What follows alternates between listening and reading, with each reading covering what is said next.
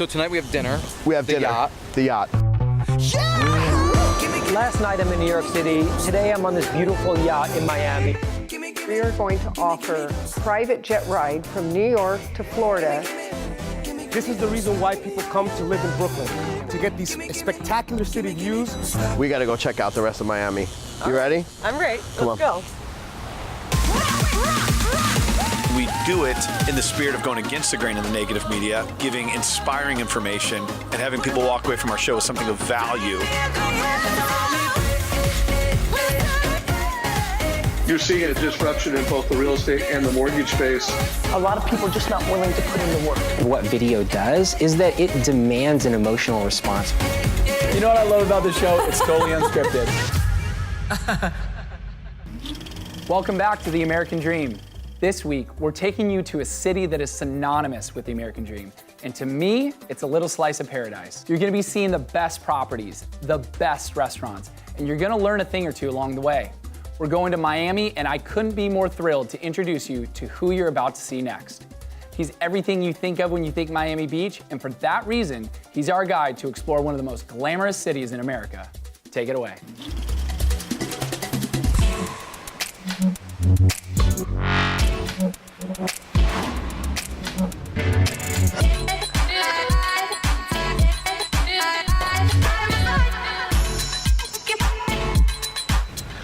Hey, sunshine. Glenn, what's going on? How was your trip? It was amazing. How are you? I'm doing great. Oh, good. Good to see you. How do you like South Point Park? Oh, this is gorgeous. I could stay here all day. All day? What do you mean all day? Why would I leave? We got to get out of here. What am I going to go see? Well, I do want to eat some Cubano sandwiches, and really, I want to know what Miami is like. Well, listen, Golden Girl, they have water in San Diego. We got to go check out the rest of Miami. All You right. ready? I'm ready. Let's go. By the way, that's the Continuum. Okay. And that's the Portofino. So south of 5th, being one of the most wealthiest communities Yes. down here. It's got its own zip code. It's got its own school district. It's I feel the affluence here. time. Great restaurants, Smith & Walensky. You got Il Molino. Yep. Just great stuff.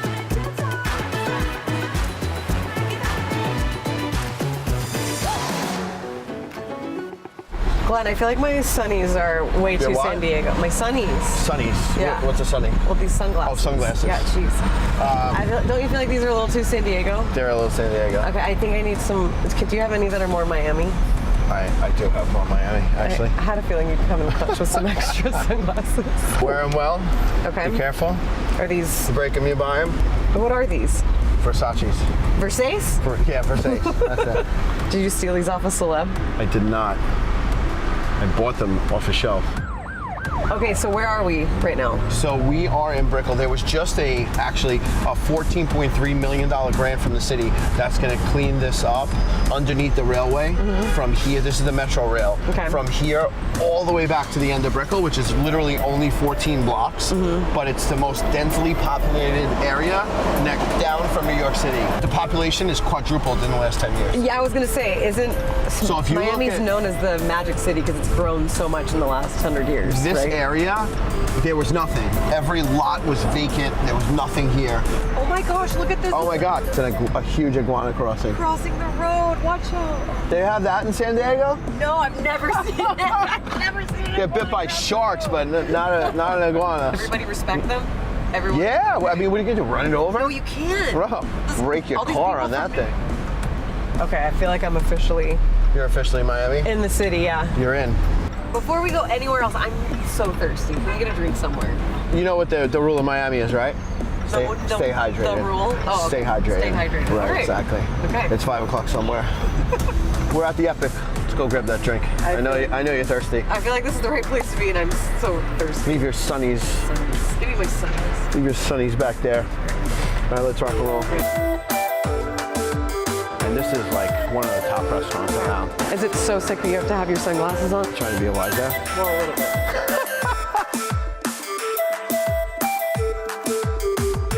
Hydrate this. 1942. So what do you think of Glen Asher, right? Snazzy, fabulous. We're so thrilled to be partnered with such a force in Miami. Up next, we have a special treat. We're gonna check out modern-day Miami and blast ourselves into the past and explore a very significant home built by the maverick of Miami, Alfred Browning Parker. Check it out.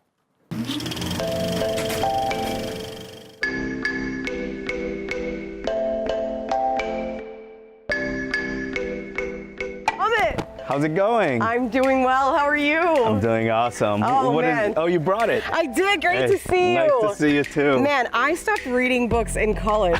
What is this? What did you send me? I'm glad you brought it actually. I didn't think you'd bring it, but I got to show you something. Come on. Okay.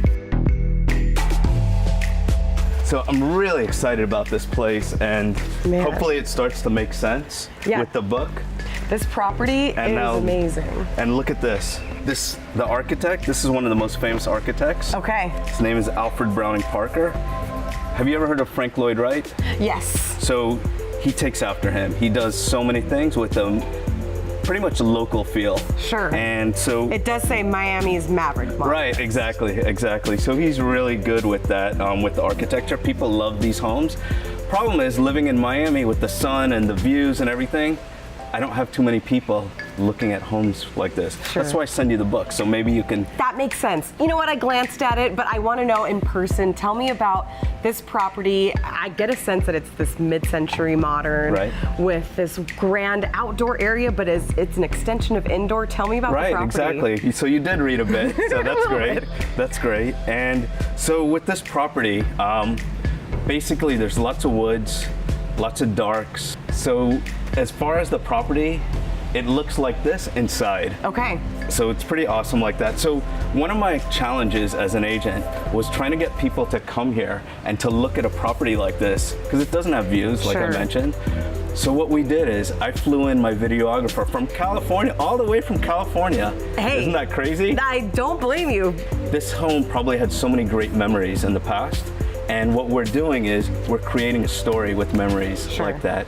And we think we're gonna really totally kill it with the video. The kids are cute. We are so excited about it. And Pull at the heartstrings a little bit, make it yeah, emotional. you know, we gotta do what we gotta Completely. do. But I think in the end, someone is gonna love this house. And that's why I sent you the book.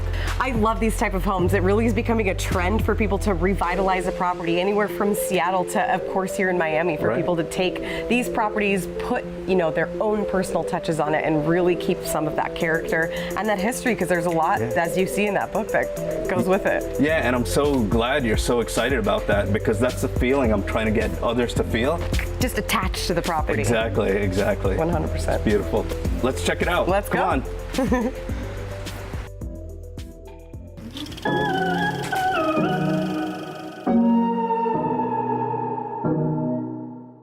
Alfred Browning Parker lived from 1916 to 2011, and he was a modernist architect who is one of the best-known post-World War II residential architects. He gained fame for his highly published modern houses in the region around Miami, Florida.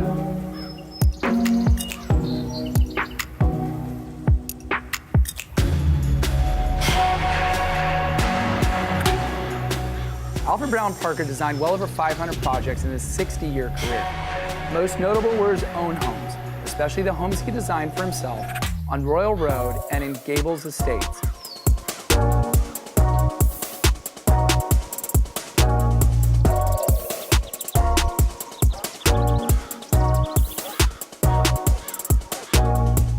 In 2008, the University of Florida announced the creation of the Alfred Browning Parker Architecture Archives Endowment to support and strengthen this effort to preserve the architectural history of Florida. You've seen that old, now you're gonna check out that new. People don't say new. It doesn't sound right. Hit it.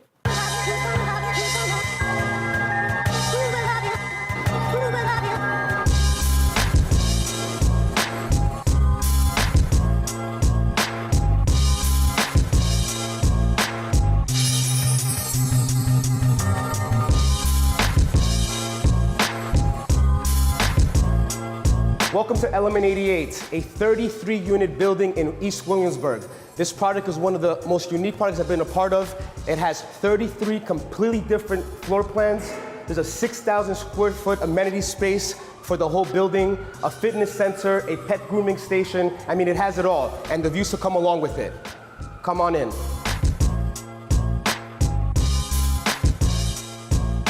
So now we're touring one of the amenities I talked about before. It's a 6,000 square foot outdoor-indoor space. Oh, I'm sorry, guys, safety first. We have a kitchenette, we have a grill station, outdoor seating, outdoor lounging. We have a children's play area. I mean, you have everything you could possibly want.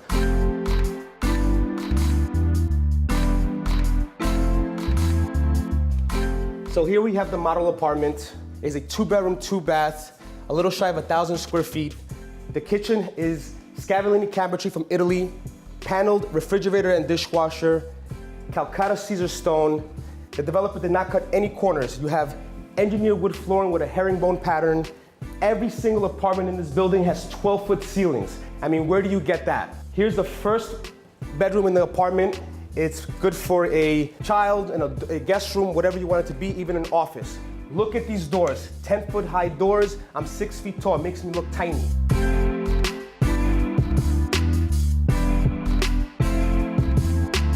So this is the second bathroom, the washer and dryer closet. We also have an amazing master suite with a walk-in closet and a private bathroom. Now that you've seen this, let's go to the roof and see what amazing views this building has to offer. So thank you for visiting me at Element 88. This is the reason why people come to live in Brooklyn, to get these spectacular city views. It's unbelievable to me that this project wasn't built before, but this location, these views, is what I call the American dream.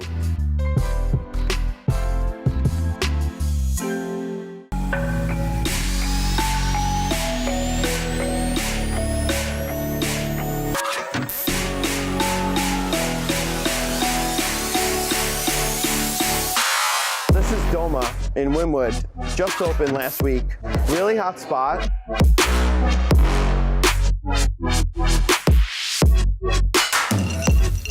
Fine art, fine cuisine. They go hand in hand. That's kind of what Miami's all about. Yeah. You know, the new Miami at least. Yeah. So what was Wynwood like a few this years was- ago? What is it now? Dude, this place was all industrial, no development.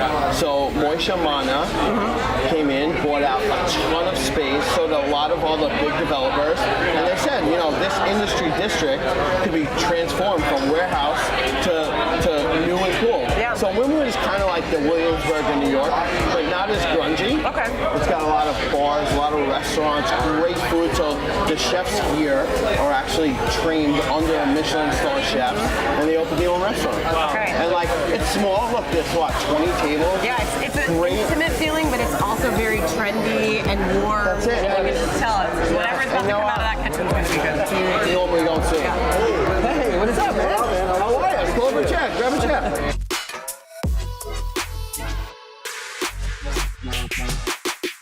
We're here to experience Miami. He's brought us to the best restaurant in town. So I told him he's smart man.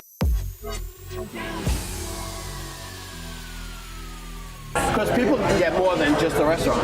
They can walk outside, they go in the gallery. I know a friend of mine, I think it's a mutual friend, went to the gallery and spent a lot of money and got some beautiful artwork, How right? much is one of the pieces in there?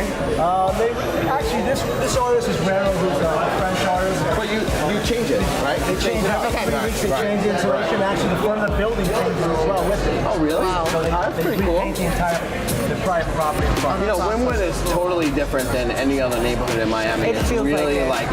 artsy. Yes. You know, you got the Wynwood walls, you have a ton of restaurants, Yeah. you got great food. Got a lot of character. Just everybody tries something different. Yeah. And that was what the inspiration behind this project.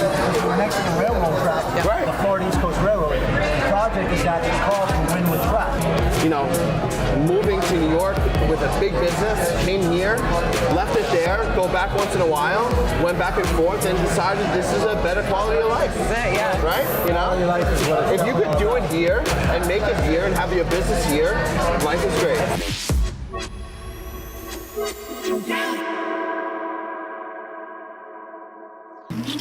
I mean, that place looked awesome. A restaurant built into the train tracks with its own gallery next door. Miami has got it going on. If you thought that was cool, though, wait till you see what we have going on in your town.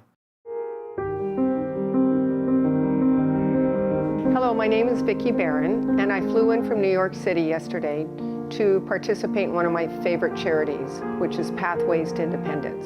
The mission of Pathways to Independence is to transform the lives of disadvantaged young women and support them through mentoring, housing, healthcare, and really put them on a path to break that cycle of poverty and abuse.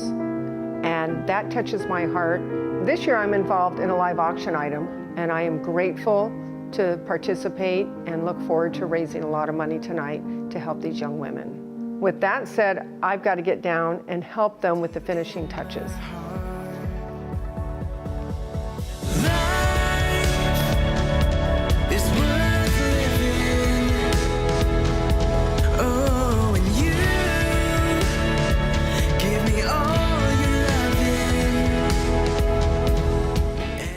So I'm going to say, ladies and gentlemen, the last item of the night, we saved the best for last. It's an extraordinary New York trip, but I'd like to bring up someone who's going to give you more details than I could because she's the one that put it together. Okay. Would you please welcome Vickey Barron? So yes. why don't you describe those two restaurants, because you've been to both. Yes. The other thing is you're treating them to lunch at the Gramercy Tavern. Yes. Yes. So I would describe that too, because obviously you've been there many times. Yes, yes. Okay, and you can tell them about the JetBlue, because that's worth $800 maybe. Sure. And then you can say, and one more thing, a good friend of mine is a very wealthy developer, has his private plane, and he's going to take you, the two of you, and myself, and he's going to fly us down to Miami. Perfect. But this could go 10, 15,000. Yeah. You know, I have no idea what this will go for, but it's going to go big. Good, good. Should be the biggest item of the night. Oh, yay. And that's why we saved it for last. Oh, perfect. We'll tag team. Okay, great. Sounds great. Thank you for putting this together. You're welcome. Now, Thank are you for the Gail Wrights, right? Yes. So I was at the first fundraiser 22 years ago. Here? In Gail's living room. We did it at Gail's Are you from this area? Yes. Okay. Yes. And you moved to New York and got rich and famous. I don't know about that, but I moved to New York. Yeah. Anyway, nice to meet you, Vickey. Nice to meet you. We'll do good. Great. Thank you so much.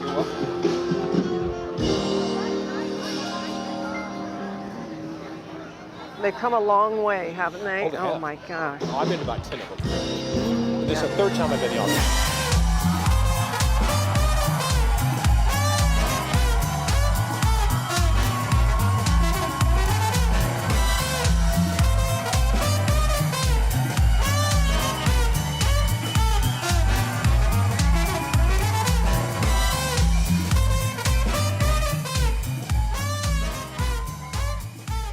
$8,000 in the back. Oh, we got $5,000 right here. Now I need $6,000. I got $6,000 back. Will you give me $7 down front? We got $9,000 right here. We got $9,000. Now, oh, we got $14,000. Oh, we got $16,000. Oh, we got $19,000. Oh, we got $20,000. Sold right here for $20,000 to the Greens.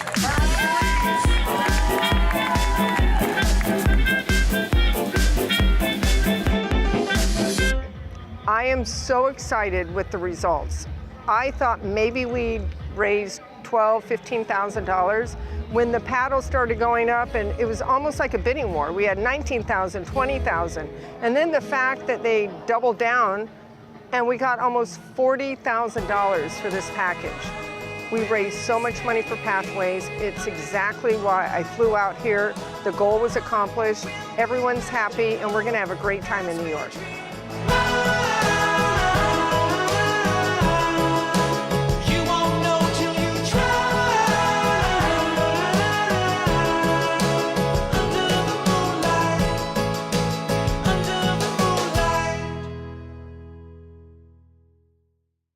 Life-changing moments are sometimes paying attention when you have a minute to hear from one of the greatest. And right now, we are bringing you one of the greatest, David Meltzer. He is an entrepreneur, speaker, complete game changer in mindset. He is an author. He's incredible. I want to start right off with people who have limiting beliefs. And this is such a big topic. We could sit here for an hour, but let's just hone it right in. Limiting beliefs. It's amazing how many people think, say, and do the right things, but they limit what they believe. And even worse, they're not aware of their unconscious competency, which has a duality. One is the energetic attraction. So many people do all these right things and then they attract the exact same thing in their lives, and they do that energetically and they're not aware of it. And then secondly, genetically, we have personality traits, characteristics, obsessions, all types of things that we've inherited from usually 4 generations down, and we're not aware of the effect of that. And so what happens is we go into situations, whether it's our profession, our relationships, our addictions, and we limit ourselves, we limit our power. And the biggest problem with people today is they don't ask for enough. You know, I have no problem asking. I can be told no. I'll be told no 1,000 times, but the yes is so beautiful. Yeah, I love no. I have a philosophy about no, right? I dream and always say, look, what if you were only 25 no's away from getting what you want? How excited would you be after the first no, the 10th no, and especially the 24th? So, but yet, I know your attitude shared with mine. It's like most people hear no, and it's like you were saying earlier, like what you have to do. You look forward to what you have to do. It's not what I have to do, you say. It's what I get to do. You get to do. Same philosophy with no. It's an unexpected opportunity. And sometimes the no's are just as much of a blessing. I am so thankful for so many no's in my life. I don't know about you. And then the yeses that were right, you're like, oh. And we tend to get this stuck position of kind of groveling in the midst of a no or a stuck. How do you tell somebody when you're sitting in that position that you feel like it's stuck and you don't know which way to go? How do you press through? What I'm looking for is the universe to tell me. So I actually take a universal sense of no. If we're involved in a business deal and I'm trying to get an answer from you and you tell me, oh, my son got sick and I can't make it, that's 1 no. And then maybe my tire breaks when I'm going to see you, that's 2 no. These could be very legitimate reasons. And at that third, here's the interesting thing about the third universal no, is that if something happens for the 3rd time, and for example, we couldn't do this interview 3 straight times, I would call you, Amy, and say, you know what, Amy, this isn't the right way or the perfect time. I'm very interested in doing it, but I have other things I need to do. When you're ready, please let me know. What happens is 50% of the time, there's no resistance, and someone like you says, oh, let's do it right now. And the other 50% of the time, it never happens. And what I've just done is saved all that time, energy, and emotion, allowing the universe to tell me what the guided path is. As a manipulator earlier in my life, someone that could sell you how to be in control, an ego-based life, not a radically humble life, then I actually extracted value by selling, overselling, back-end selling, manipulating, and even lying at times. Instead, I shifted the paradigm of value that says, every morning I wake up, may God put in front of me 10 people I can help. May I provide as much value to my wife and my children as I can, and then my immediate family, then my business, then my community, then my country, and then the world. And every single thing that I do is just based on how much value I can provide, trusting in what we talked about earlier, that I create a void for the universe to fill. And if I'm asking correctly, if I'm in receivership, where things are coming through me for others, more and more things happen that I want to happen in my life. I hope that our viewers watching right now even took 10% of what you just shared, because it's life-changing information that literally could shift everything. And I can't thank you enough for being on the show today, bringing this. I hope that everybody realizes to follow you online, because even watching some of your videos, they're funny, they're informational, it's awesome. They could get nuggets every day that could help change this mindset, because it only takes a little bit of time for something to become a habit. You just got to do it. And you got to do it every day, consistent, right? Absolutely. Thank you for coming on The American Dream today. An honor to meet you. It's a dream to be with you, Amy. Thank you. Make sure you follow David Meltzer. Follow us here at The American Dream. Check out his stuff. Follow the positive message that is being sent out. It could change your life. We'll be right back with more. At the end of the day, nothing is promised tomorrow, so it's all about living in the moment today.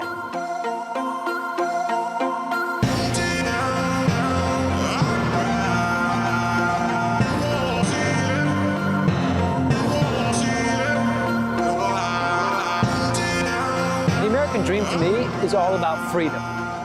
Here I am, I'm from New York City. Last night I'm in New York City. Today I'm on this beautiful yacht in Miami because I have the freedom of choice to do what I want to do when I want to do it. And I chose that a long time ago, that I wanted to live a life with no boundaries. And that's why I'm here, and that's why I'm supporting the show. It's all about living in a beautiful city, doing what you want to do, when you want to do it, with the people you love, and just having the time of your life every single day.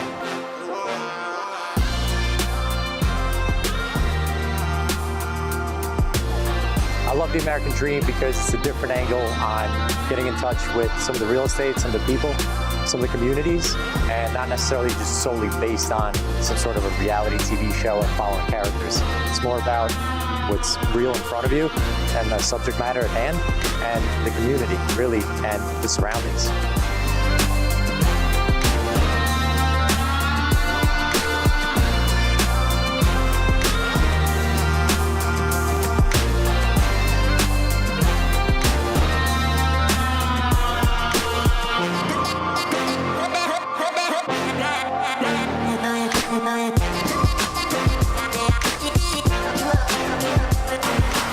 When I first heard about the American Dream, I thought to myself, that's basically what I've been living. I got here 18 years ago, and I was lucky enough to get on that track of living the American Dream, which is come with nothing and make something of myself. So that attracted me to the concept. After I learned more about it, I actually understood that it was about, you know, positive message of what you can do and what real estate and other things can mean to people. So yeah, it's all good. Being able to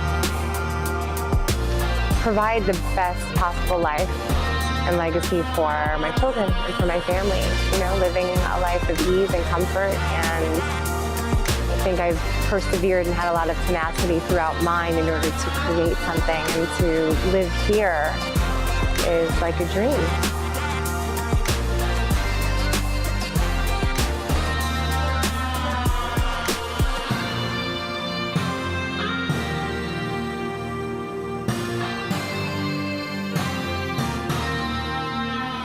It's all about working hard, doing what you want, and being happy with it.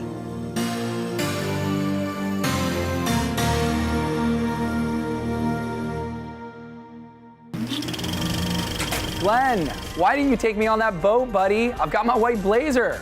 I mean, these guys are living the American dream for sure. If you think you have a great story for the American dream that tells a story of both real estate and entrepreneurship, we would love to have it on our show. And until then, dream on and dream big.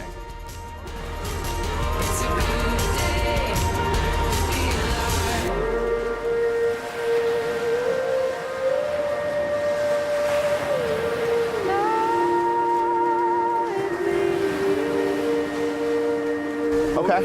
The Cuban lunch today in Old World, Miami. I thought that was tomorrow. Oh, okay, is that the taco That's place? tomorrow, Perfect. correct.